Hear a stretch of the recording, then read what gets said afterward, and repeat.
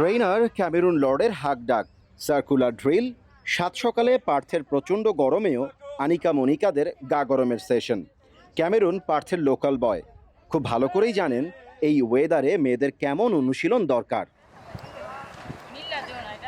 এশিয়ার সেরা দুই দল চীন আর উত্তর কোরিয়ার কাছে হেরেছে বাটলার্স গার্ল। প্রবল দুই প্রতিপক্ষের সাথে ভালোই টক্কর জমিয়েছে বাংলাদেশ। চায়নার কাছে মাত্র 2 গোলে হারার পর অবশ্য কোরিয়া ডিপিআরের সাথে খেয়েছে 5 গোল। গ্রুপ পর্বে চায়না এবং নর্থ কোরিয়ার সাথে প্রথম 2 ম্যাচ হারার পরে উজবেকিস্তানের বিপক্ষে এই ম্যাচটা বাংলাদেশের জন্য খুবই গুরুত্বপূর্ণ।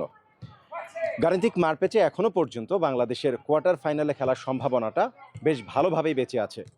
উজবেকিস্তানকে হারাতে পারলে এবং আরও বাকি যেই দুটা গ্রুপ আছে সেখানে ভিয়েতনাম যদি ইরানকে হারাতে পারে তাহলে অন্ততপক্ষে কোয়ার্টার ফাইনালে খেলার সম্ভাবনা বাংলাদেশের বেশ জোরদার হয়ে যাবে। নিজেদের কাজটা হচ্ছে উজবেকিস্তানকে হারানো, আর বাকি দুই গ্রুপে কি হচ্ছে সেই ফলাফলের দিকেও কিন্তু বাংলাদেশ দলকে তাকিয়ে থাকতে হবে।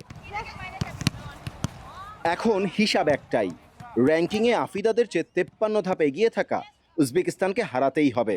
ম্যাচটা হেরে গেলে কোনো গণিত আর খাটবে না, তখন নিজেদের প্রথম এশিয়ান কাপের এক্সপেরিয়েন্সই হবে একমাত্র সম্বল, সেটাও বা মন্দ কি। মিডিয়াতে না জানালেও নর্থ কোরিয়ার বিপক্ষে মেয়েদের পারফরমেন্সে খুশি হতে পারেননি কোচ পিটার বাটলার। চায়না ম্যাচের মতো ফার্স্ট হাফের এক্সট্রা টাইমে 2 গোল খেয়েছে মিলি মনিকারা, পরে খেয়েছে আরও 3টা। পিটারের প্ল্যান মারা গেছে মাঠে। সিডনি থেকে পার্থ, শহর বদলেছে প্রতিপক্ষ, নিশ্চয়ই বদলে যাবে খেলার কৌশল। আর সেই নয়া কায়দার কারণে দলেও আসতে পারে একাধিক পরিবর্তন। স্কোয়াডে পরিবর্তন আসুক না আসুক, পার্থের সবুজ পিচে নিজেদের সেরা খেলাটা খেলতে পারলেই পয়েন্টের চেহারা দেখবে আফিদার দল।